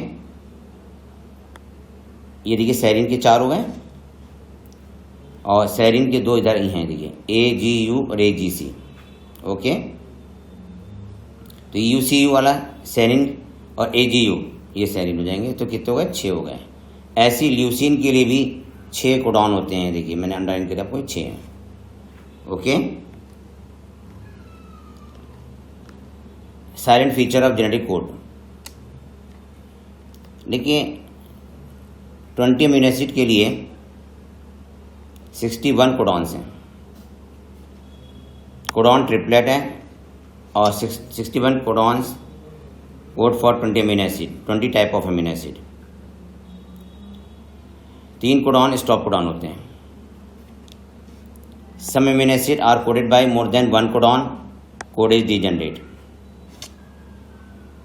जैसे आर्जिनिन के लिए 6 कोडॉन है, सेरिन के लिए 6, ल्यूसिन के लिए 6. इसका एक्सेप्शन कौन है? ट्रिप्टोफैन. UGG, केवल UGG कोडॉन है ट्रिप्टोफैन का. तो कोड इज डीजनरेट का एक्सेप्शन हो गया tryptophan UGG. Codon is read in messenger RNA in a contiguous fashion, no punctuation. Code universal है. ओके. देखिए UU क्या है? फिनाइल एल्यूमिन के लिए पीछा पड़ चुके हैं.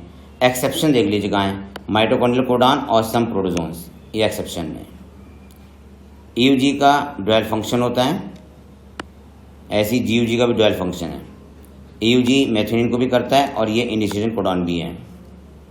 स्टॉप कोडॉन आप पहले ही पढ़ चुके हैं. नेक्स्ट पॉइंट स्टॉप कोडॉन का ही है. ठीक है.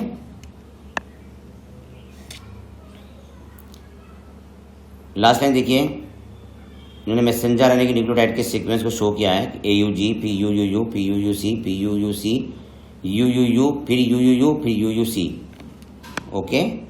ये कौन से अमीनो एसिड को ट्रांसक्राइब कर रहा है, ट्रांसलेट कर रहा है, वो देखिए आप.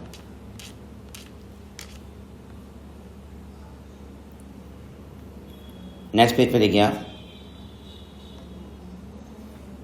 मैथेनिन, फेनाइलिन, फेनाइलिन, फेनाइलिन, फेनाइलिन, फेनाइलिन. ओके. ये इन्होंने यहाँ पे लिख के दिया है. आपको इससे क्या बनाएंगे? इसके कोडॉन बनाएंगे. मेट का क्या हो जाएगा? AUG. ठीक है. फिनाइल एलिन का क्या हो जाएगा? UUU. ठीक है. ओके.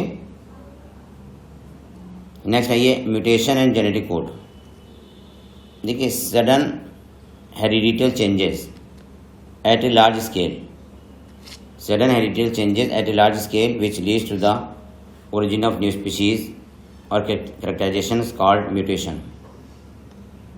म्यूटेशन टर्म दिया था ह्यूगो डी व्रीज ने। अगर न्यूक्लियोटाइड में कोई चेंज हो रहा है तो उसे हम पॉइंट म्यूटेशन या जीन म्यूटेशन कहते हैं, तो उसे हम पॉइंट म्यूटेशन या जीन म्यूटेशन कहते हैं। ओके, सिक्किल सेल एनीमिया में जीन म्यूटेशन होता है क्योंकि सिक्किल सेल एनीमिया में हीमोग्लोबिन की बीटा चेन में जो 6 अमीनो एसिड होता है ना, वो चेंज हो जाता है। ठीक है, तो वहाँ पे कौन सा म्यूटेशन होता है? पॉइंट म्यूटेशन होता है। तो sickle cell anaemia is an example of point mutation. ठीक है, सिक्किल सेल एनीमिया आप डिटेल में पढ़ेंगे अलग चैप्टर में। नेक्स्ट हम टॉपिक पे आते हैं। आप पैराग्राफ बदल दीजिए, नेक्स्ट पेज पर आ जाइए। बल्कि आप देखिए नेक्स्ट पेज पर फ्रेम शिफ्ट म्यूटेशन लिखा हुआ है। फ्रेम शिफ्ट म्यूटेशन में क्या होता है कि जो डीएनए है उसमें कोई न्यूक्लियोटाइड ऐड हो जाए या कोई न्यूक्लियोटाइड डिलीट हो जाए तो उसे हम कहते हैं फ्रेम शिफ्ट म्यूटेशन।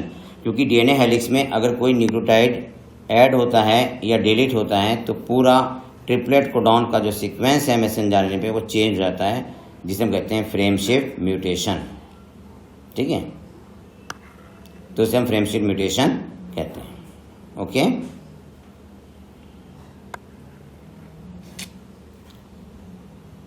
नेक्स्ट है ट्रांसफर आरएनए को कहते हैं एडेप्टर मॉलिक्यूल। ये पॉइंट क्या इंपॉर्टेंट है, ट्रांसफर आरएनए का नाम क्या है? एडेप्टर मॉलिक्यूल है। Okay, transfer RNA amino acid को कैरी करते हैं। ट्रांसफर आरएनए को हम सोल्युबल आरएनए भी कहते हैं। ट्रांसफर आरएनए को सोल्युबल आरएनए भी कहा जाता है। ठीक है, ये डायग्राम बना हुआ है। इस डायग्राम पे आप देखिए transfer RNA adapter molecule codon AGU है, तो ट्रांसफर आरएनए का एंटी कोडॉन है UC है और ये सेरीन अमीनो एसिड को कैरी कर रहा है। कोडॉन UAC है, ट्रांसफर आरएनए का एंटी कोडॉन AUG इसको रिकॉग्नाइज कर रहा है और कैरी कर रहा है टायरोसिन को। ट्रांसफर आरएनए में एक एंटी कोडॉन लूप होता है ना, that has base complementary to the codon. ठीक है, इसमें अमीनो एसिड एक्सेप्टर एंड भी होता है जो कि अमीनो एसिड को कैरी करता है। ट्रांसफर आरएनए को हम इनिशिएटर ट्रांसफर आरएनए में एक स्पेसिफिक साइट और होती है जिसे हम इनिशिएटर ट्रांसफर आरएनए कहते हैं। For initiation there is another specific transfer RNA that is referred to as a initiator transfer RNA. Okay, FMAT initiator transfer RNA. There are no transfer RNA for stop codon. इसको mark कर लीजिएगा। There are no transfer RNA for stop codon. Secondary structure of transfer RNA has been clover leaf like. और 3 dimensional structure जो transfer RNA का है वो है L shape, inverted L shape. Okay, translation पर आ जाइए। अगला पॉइंट क्या है? ट्रांसलेशन। ठीक है, ट्रांसलेशन किसे कहते हैं? Process of polymerization of amino acid to form a polypeptide chain called translation. Okay, amino acid आपस में पेप्टाइड बॉन्ड के साथ जुड़े होते हैं, ये आपको पता है। पेप्टाइड बॉन्ड के लिए एनर्जी कहाँ से मिलती है? ठीक है, amino acid are activated in the presence of ATP and link to their coordinate transfer RNA. ठीक है, इस प्रोसेस को हम कहते हैं चार्जिंग ऑफ ट्रांसफर आरएनए और aminoacylation of transfer RNA. Amino acid transfer RNA ribosome में amino acid side से इंटर करते हैं और ट्रांसफर आरएनए पेप्टाइड साइड से बाहर निकल जाते हैं। ओके, तो राइबोसोम की लार्ज सब यूनिट में P साइट और A साइट होती है। नेक्स्ट आ जाइए, जिसमें डायग्राम बना हुआ है देखिए राइट साइड में ट्रांसलेशन का, वो डायग्राम आपको याद करना है। इसके राइबोसोम लिखा है जहाँ पे वो आपको याद करना पड़ेगा, ठीक है। राइबोसोम मैसेंजर आरएनए को 5 प्राइम से 3 प्राइम डायरेक्शन में रीड करता है, ठीक है। Ribosome consist of structural RNA and about 80 different proteins. In its inactive state, it exists as 2 subunit, a large subunit and a small subunit. A small subunit and counter messenger RNA. The process of translation messenger RNA to protein begins. Large subunit में 2 sites होती हैं, एक P site होती है और एक ए site होती है, ठीक है। पी साइट पे पेप्टाइड बॉन्ड का फॉर्मेशन होने पर अमीनो एसिड की चेन बन जाती है और ए साइड से अमीनो एसिड ट्रांसफर आने इंटर करते हैं। इस पर स्क्रीन पे बड़ी इंपॉर्टेंट लाइन आप दिखाई दे रही है कि ribosome also act as a catalyst 23S ribosomal RNA in bacteria is the enzyme ribozyme for the formation of peptide bond. इसको मार्क कर लीजिए। स्टार्ट कोडन कौन सा? AUG है, okay. Untranslated region UTR present at both 5 prime and 3 prime end.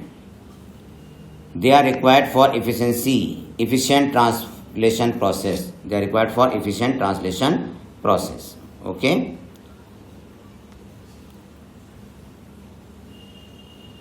Translation कहाँ शुरू होता है? हमेशा AUG कोडॉन से शुरू होता है, ओके। और स्टॉप कोडॉन पर ट्रांसलेशन कंप्लीट हो जाता है। स्टॉप कोडॉन पे रिलीज फैक्टर भी होते हैं जो कि ट्रांसलेशन प्रोसेस को स्टॉप कर देते हैं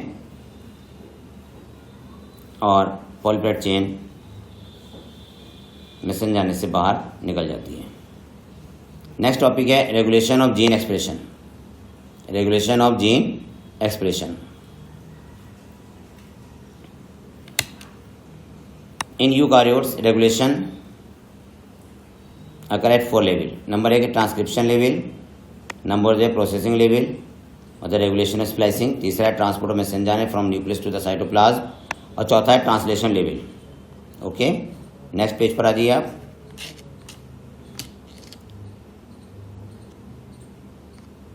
नेक्स्ट पेज पे देखें आप। ई कोलाई में हम स्टडी करते हैं जीन एक्सप्रेशन की। ई कोलाई में बीटा ग्लैक्टोसाइडेज एंजाइम की सिंथेसिस होती है और बीटा ग्लैक्टोसाइडेज एंजाइम है ना लैक्टोज को ब्रेक कर देता है ग्लैक्टोज एंड ग्लूकोज में। लैक्टोज डाइसैकराइड है, ओके। नेक्स्ट पैराग्राफ में दिए आप। Regulatory protein can act both positively मतलब एक्टिवेटर एंड नेगेटिवली मतलब refresher, okay.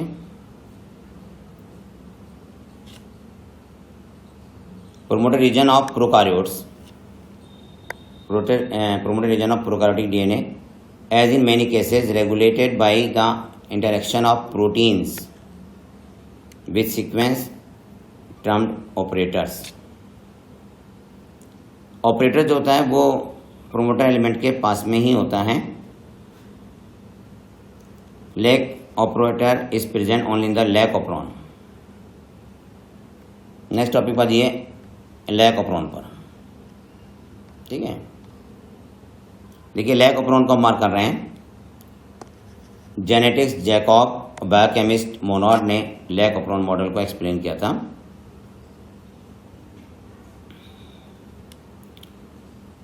Polycystonic structural gene is regulated by a common promoter and regulatory gene. Polycystonic structural gene is regulated by a common promoter and regulatory gene. Okay? एक operon में कितने gene होते हैं? एक operon में regulator होता है, promoter होता है, ऑपरेटर होता है और स्ट्रक्चरल जीन होता है, ठीक है।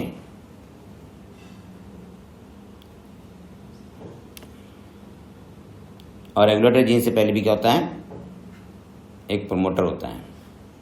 रेगुलेटरी जीन को हम आई से रिप्रेजेंट करते हैं ना, अभी बताते हैं आपको आगे। देखिए जो ऑपरॉन है एनसीईआरटी में सुने कौन कौन से हैं? लैक ऑपरॉन, ट्रिपोप्रॉन, एरोप्रॉन, हिसोप्रॉन और val operon. Lac operon consist of one regulatory gene जिसे हम आई जीन कहते हैं, जिसे हम क्या कहते हैं? आई जीन कहते हैं। ये इनहिबिटर जीन है। स्ट्रक्चरल जीन 3 है, ZYA, okay. Z gene beta galactosidase के लिए है, Y जीन परमेज के लिए है और A जीन जो है वो ट्रांस एसिटाइलेज के लिए है, ओके। A जीन किसके लिए है? वो ट्रांस एसिटाइलेज के लिए। नेक्स्ट पेज पर आ जाइए आप। देखिए इसमें डायग्राम बना हुआ है। पहला डायग्राम है in the absence of inducer. Sequence देखें ऑपरॉन में जीन का sequence PIPO, PIPO-ZYA, PIPO-ZYA। Regulator gene ने रिप्रेशर प्रोटीन बनाई, रिप्रेशर प्रोटीन ऑपरेटर से जाकर जुड़ गई, ऑपरेटर रिप्रेशर कॉम्प्लेक्स बना और ये स्विच ऑफ हो गया। दूसरा in presence of inducer, regulator gene ने रिप्रेशर प्रोटीन बनाई, रिप्रेशर प्रोटीन इंड्यूसर के साथ जाकर जुड़ गई और रिप्रेशर इनएक्टिव हो गया। लैक जेड ने बीटा गैलेक्टोसाइडेज बनाया, वाई ने परमेज बनाया, ए ने ट्रांस एसिटाइलेज बनाया, ओके। बीटा गैलेक्टोसाइडेज ने लैक्टोज को ब्रेक कर दिया गैलेक्टोज और ग्लूकोज में, ठीक है। नेक्स्ट पॉइंट देखिए आप।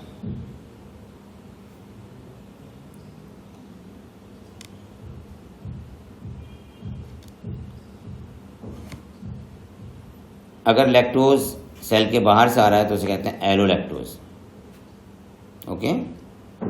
बिल्कुल लास्ट में आ जाइए आप। Regulation of lac operon by repressor is referred to as a negative regulation. Lac operon is under control of positive regulation as well. तो लैक ऑपरॉन कैसा है? लैक ऑपरॉन इंड्यूसिबल मॉडल है, लैक ऑपरॉन पॉजिटिव कंट्रोल भी है और lac operon negative regulation भी है। Regulation of lac operon by repressor तो उसे नेगेटिव कहेंगे और lac operon is under control of positive regulation, क्योंकि जब इंड्यूसर आता है तभी लैक ऑपरॉन स्विच ऑन होता है, इसलिए ये इंड्यूसिबल भी है, ठीक है। इंड्यूसर कौन सा है यहाँ पे? लैक्टोज। तो लैक्टोज के प्रेजेंस में चूंकि ऑपरेट होता है इसलिए ये इंड्यूसिबल भी है। नेक्स्ट टॉपिक बड़ा इंपॉर्टेंट है, आपके स्क्रीन पर है human genome project. Human genome project HGP, इसको हम मेगा प्रोजेक्ट भी कहते हैं, इसे हम मेगा प्रोजेक्ट भी कहते हैं। ह्यूमन जीनोम प्रोजेक्ट में ह्यूमन के DNA की एनालिसिस की गई है, ओके। ह्यूमन जीनोम में 3 × 10⁹ बेस पेयर हैं और DNA सीक्वेंसिंग की जो कॉस्ट है वो $3 है। तो टोटल कॉस्ट आनी चाहिए $9 बिलियन। अगर हम पूरे ह्यूमन के DNA का डाटा स्टोर करें तो 3300 बुक्स में डाटा आएगा। अगर हर बुक्स में 1000 पेजेस हों और हर पेज पर 1000 लेटर्स हों, ओके, इसको मार्क कर लीजिए। ह्यूमन जीनोम प्रोजेक्ट किस ब्रांच में आता है? ह्यूमन जीनोम प्रोजेक्ट आता है बायोइन्फॉर्मेटिक ब्रांच में। ह्यूमन जीनोम प्रोजेक्ट आता है बायोइन्फॉर्मेटिक ब्रांच में आता है। इसके गोल क्या हैं? हम गोल देखते हैं तो देखिए, पहला है कि 20,000 लेके 25,000 जीन पाए जाते हैं ह्यूमन DNA में, ओके। इसकी इंफॉर्मेशन को हम डाटाबेस प्रोग्राम में स्टोर करते हैं। 3 बिलियन केमिकल बेस पेयर हैं ह्यूमन के DNA में, 3 बिलियन केमिकल बेस पेयर हैं। और नेक्स्ट पॉइंट है कि डाटा एनालिसिस के लिए टूल्स को इम्प्रूव करना, ठीक है। और नेक्स्ट है ELSI, E से एथिकल, ली से L से लीगल और S से सोशल इश्यूज, SI। तो ELSI ethical, legal and social issues, ठीक है। Next human gene project 13 years, 13 साल चला था ये, और इसको कंडक्ट किया था US department of energy and national institute of health ने, नेशनल इंस्टीट्यूट ऑफ हेल्थ ने। इसको फंडिंग की थी वेलकम ट्रस्ट UK ने, ठीक है। इसके अलावा एडिशनल फंडिंग करी थी अलग से जापान, फ्रांस, जर्मनी, चाइना आदि ने। ये प्रोजेक्ट कंप्लीट हो गया था 2003 में। ओके, नेक्स्ट में देखिए non human model. Non human model में देखिए आप, नॉन ह्यूमन मॉडल ये बड़ा इंपॉर्टेंट है। बैक्टीरिया, ईस्ट है ना, सिनोरेप्टाइटिस एलिगेंस, ये free living non pathogenic nematode है, इसको मार्क कर लें, free living. Drosophila fruit fly है, प्लांट में राइस एंड अरेबिडोप्सिस हैं, ठीक है, हैव आल्सो बीन सीक्वेंस्ड, इसे कहते हैं नॉन ह्यूमन मॉडल। मैथोडोलॉजीज में देखिए तो दो मैथोडोलॉजीज हैं, express sequence tag, express sequence tag, और दूसरी है sequence annotation. Okay, next point पर आइए आप, दो वेक्टर हम यूज़ करते हैं इसमें, एक है BAC बैक्टीरिया आर्टिफिशियल क्रोमोसोम, एक है YAC yeast artificial chromosomes. Okay, DNA fragments are sequenced using automated DNA sequencer। इसको डेवलप किया था सेंगर ने, ठीक है, सेंगर को आल्सो क्रेडिट किया था, है ना, to develop the method for determination of amino acid sequences in protein. Sanger का नाम याद रखिएगा, भूलिएगा नहीं, सेंगर का नाम याद रखिए, बोलना नहीं आपको, ठीक है। लास्ट में आ जाइए आप, बिल्कुल लास्ट में, the sequence of chromosome first was completed only in May 2006। This was the last of 24th human chromosomes. 22 autosome है और ठीक है X and Y। Okay, next page पर आ जाइए। नेक्स्ट पेज पे देखिए आप, जो आपकी स्क्रीन पे दिखाई दे रहा है, ठीक है, silent feature of human genome.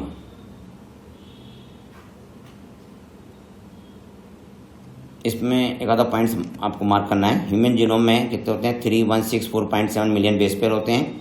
Average gene में 3000 बेसेस हैं, लेकिन साइज वेरी करता रहता है। एवरेज जीन में कितने हैं, 3000 बेस हैं। लार्जेस्ट ह्यूमन जीन कौन सा है, लार्जेस्ट ह्यूमन जीन है डिस्ट्रोफिन, जिसमें 2.4 मिलियन बेस हैं। टोटल नंबर ऑफ जीन कितने हैं, 30,000, ठीक है, टोटल नंबर ऑफ जीन कितने हैं, 30,000 है। और जो प्रीवियस डाटा है उसके अकॉर्डिंग है 80,000 टू 1,40,000 जीन।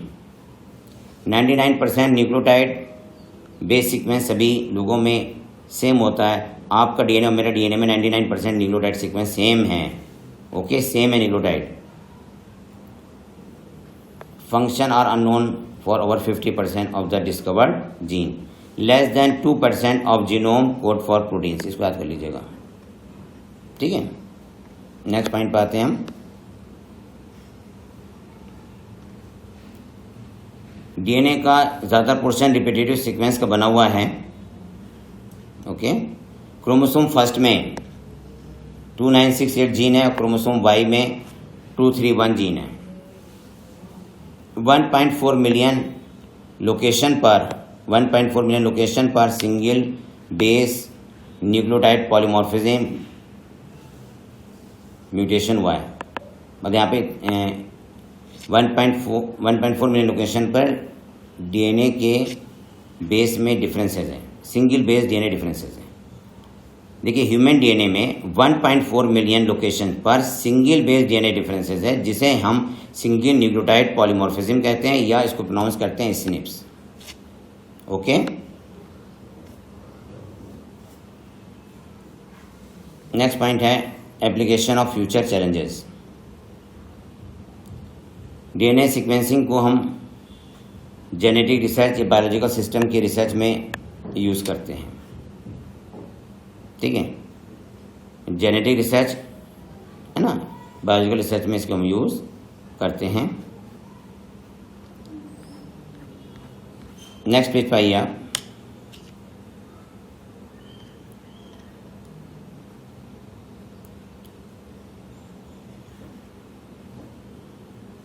ह्यूमन जीनोम के द्वारा हम जीन्स की स्टडी करते हैं। ओके, जीन्स और प्रोटीन दोनों के वर्क की स्टडी की जाती है ह्यूमन जीनोम प्रोजेक्ट में। नेक्स्ट पॉइंट है डीएनए फिंगरप्रिंटिंग। डीएनए फिंगरप्रिंटिंग को एलेक जेफरी ने प्रपोज किया था। DNA fingerprinting propose by Alec Jeffreys, पर इंडिया में कश्यप लाल जी, इंडिया में लाल जी ने डीएनए फिंगरप्रिंटिंग को सबसे पहले लॉन्च किया था। 99.9% बेस सीक्वेंसेस हम लोग का सबका क्या है, सेम है। ठीक है, human genome as 3 × 10⁹ base pair है ह्यूमन जीनोम में होते हैं। ठीक, तो लगभग सिर्फ 0.1% ही तो डिफरेंट है।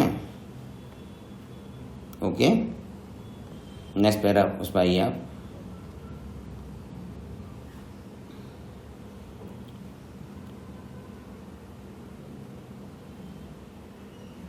DNA fingerprinting, compare the DNA sequences of any two individual. Okay, DNA का ज़्यादातर पार्ट जो है वो रिपीटेड डीएनए का बना होता है। ठीक है, ज़्यादा पार्ट किसका बना होता है, रिपीटेड डीएनए का बना होता है। ठीक है, repeated DNA separate from the bulk genomic DNA as different peaks during density gradient centrifugation. Bulk DNA form a major peak and other small peak are referred to satellite DNA. DNA depending on the base composition,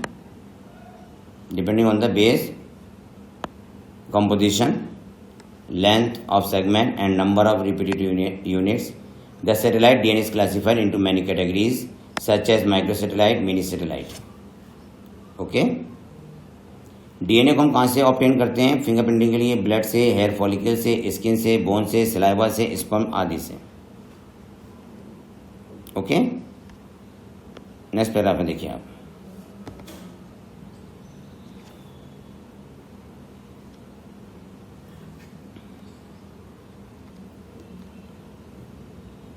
next paragraph में कोई खास ऐसी बात नहीं है। देखिए, DNA fingerprinting individual specific होती है। डीएनए फिंगरप्रिंटिंग इंडिविजुअल स्पेसिफिक होती है। सिर्फ मोनोजाइगोटिक ट्विंस में डीएनए फिंगरप्रिंटिंग एप्लीकेबल नहीं है। DNA fingerprinting is not applicable in monozygotic twins. ठीक है,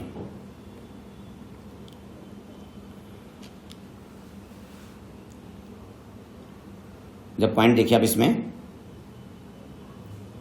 in human population with a frequency greater than 0.01,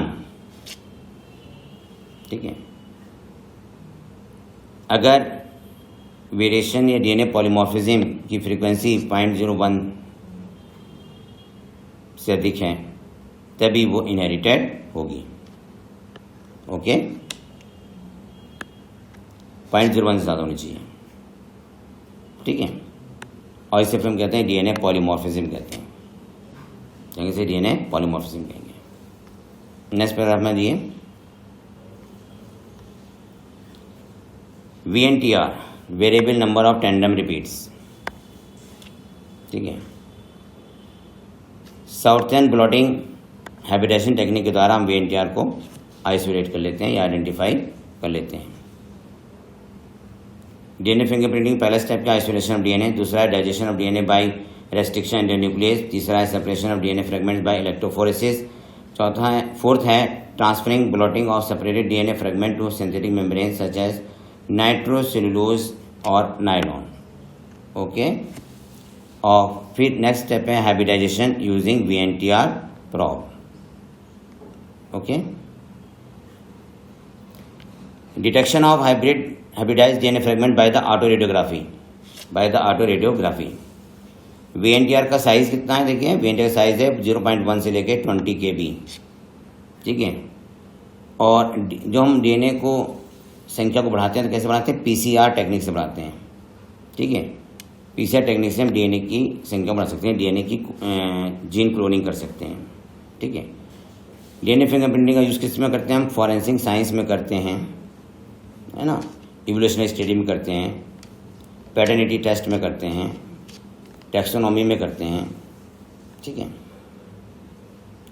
आपके सामने ये डायग्राम स्क्रीन पे आ रहा है जो कि एक पैटर्निटी टेस्ट का है।